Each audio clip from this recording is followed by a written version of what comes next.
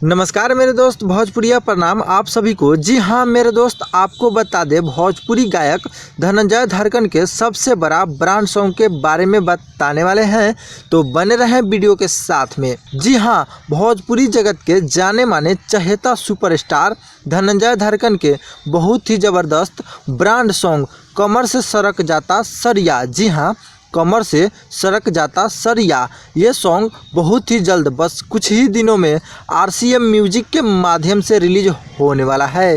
जी हाँ मेरे दोस्त, कमर से सरक जाता सरिया ये सॉन्ग बहुत ही जल्द बस कुछ ही दिनों में RCM म्यूजिक के माध्यम से रिलीज होने वाला है, जबकि इस सॉन्ग के गीतकार हैं अजय अजनबी और संगीत शिव मनमोही जी। दोस्तों उम्मीद करते हैं जैसे ही ये सॉन्ग रिलीज होगा तो हमेशा की तरह आप धनंजय धड़कन के इस गाने को ढेर सारा प्यार आशीर्वाद देंगे।